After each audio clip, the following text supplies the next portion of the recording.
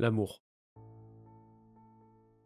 Ce mot qu'on nous a vendu depuis la maternelle, comme le Graal, le remède à l'ennui et à la fin de toute solitude, on nous a bercé avec l'idée que l'amour se mérite, qu'il serait comme une récompense pour notre bon comportement. Cette idée qu'on récolte ce qu'on sème, sauf qu'en amour tu peux planter une rose et récolter une mise en demeure. On nous vend le travail sur soi comme si c'était une formation LinkedIn pour obtenir un CDI sentimental. Mais la vérité c'est que l'amour s'en fout de tout CV, de thérapie ou de signe astrologique. C'est un braquage émotionnel où on est à la fois la banque et le voleur. Comme le disait Victor Hugo, l'amour n'est pas un feu qu'on enferme dans une lanterne, c'est un incendie qui dévore tout sur son passage. On ne peut pas dompter un incendie avec des plans de carrière. L'amour n'est pas un salaire, c'est un séisme. Traiter le sentiment comme une transaction capitaliste où l'on investit du temps pour un retour sur émotion, c'est la plus grande arnaque du siècle. Le mérite, c'est pour les bons points à l'école, pas pour des battements de cœur. Évidemment, on se croit malin avec nos algorithmes qui matchent nos intérêts pour les sushis, les voyages en Islande. On a remplacé le destin par des statistiques, comme si on gérait un stock de yaourts. Mais avant que la Silicon Valley ne décide de coder nos désirs, des penseurs comme Denis de Rongemont, dans L'amour et l'Occident,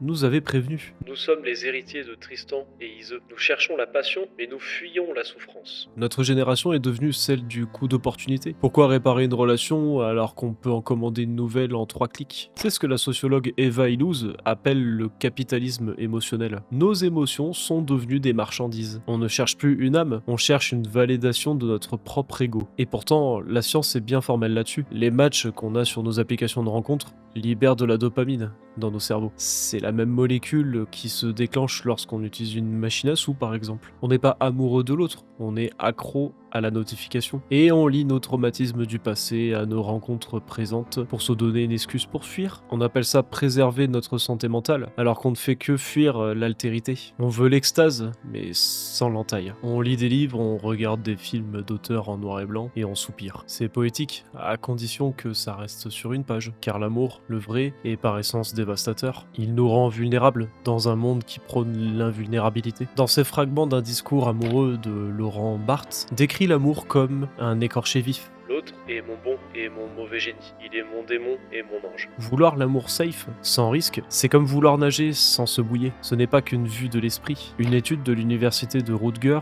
menée par l'anthropologue Helen Fisher, a prouvé que le rejet de l'amour active les mêmes zones du cerveau que la douleur physique. Quand tu dis que tu as mal au cœur, ton cerveau ne fait pas de métaphore. L'amour est une poussée de drogue dure. Votre cerveau ne fait pas la différence entre un coup de foudre et une ligne de cocaïne. Alors on est juste des camés en quête de la prochaine dose de gemme, terrifiés à l'idée du manque. C'est là qu'on touche le fond. On est devenus des experts du déminage affectif. Au moindre fil rouge qui dépasse, on coupe tout. On est une génération de fantômes parce qu'on a peur de devenir des victimes. On traite nos cœurs comme des objets de collection qu'il ne faudrait pas sortir de leur boîte pour pas qu'ils ne perdent de leur valeur. Le passé est devenu notre bouclier. On demande à nos partenaires actuels de payer les factures de nos ex. C'est une économie absurde et émotionnellement suicidaire. Comme le disait Nietzsche, le malheur de l'homme est qu'il ne veut pas admettre que l'amour est une réédition. On refuse de se rendre, on veut garder le contrôle. Mais le contrôle est l'opposé de l'amour. On préfère la solitude propre à l'intimité sale. On finit par construire des murs si hauts qu'on finit par s'étouffer derrière, seul avec nos souvenirs soigneusement archivés mais jamais partagés.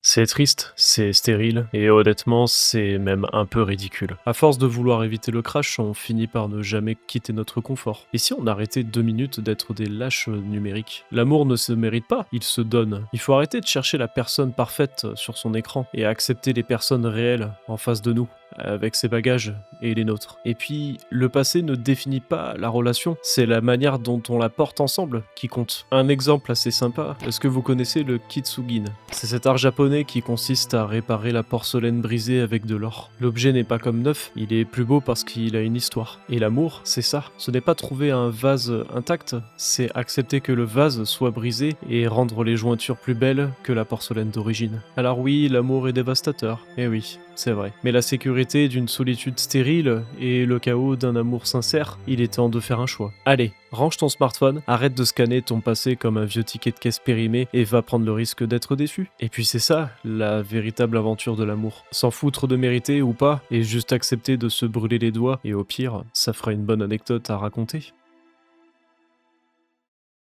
Bon, on arrive à la fin de cette chronique, et si vous êtes encore là, c'est peut-être que vous ressentez aussi un peu ce décalage. On fait partie de cette génération, on n'a jamais été aussi connecté, mais on n'a jamais eu aussi peur, hein. On a appris à optimiser nos vies comme des logiciels et à trier nos émotions comme des mails indésirables et voir l'autre comme une potentielle menace qui pourrait dérégler notre équilibre personnel. Et le message qu'on nous a envoyé en permanence, c'était protège-toi, garde le contrôle, ne donne pas trop, mais je trouve quand même que c'est un peu un antichambre tout ça. Et on finit par être les propres gardiens de notre prison et on est fiers de ne plus jamais souffrir, mais on oublie un peu qu'on ne vibre plus autant qu'avant. Et à vous, qui vous sentiez peut-être perdu et qui pensent que le passé est une barrière infranchissable ou même que l'amour est une relique du siècle dernier, l'amour c'est pas un problème à résoudre, c'est un examen qu'on a un peu tous raté. Et c'est un peu la seule expérience qui nous rappelle qu'on on n'est pas des machines. Et le passé, il s'efface pas. Il s'intègre. Et vos cicatrices ne sont pas une preuve de faiblesse, c'est simplement les plans de votre architecture. L'amour ne demande pas à ce que vous soyez parfait ou que vous n'ayez jamais eu de moment de faiblesse. Il demande juste à ce que vous déposiez les armes. Donc arrêtons de chercher quelqu'un qui n'a pas de bagages. Cherchons plutôt quelqu'un qui nous aidera à porter nos bagages et dont on portera aussi les siens avec la même dignité. La vie est trop courte pour qu'on reste sur le banc de touche à la peur de se prendre un carton rouge. La conclusion dans tout ça, c'est sortez, trompez-vous,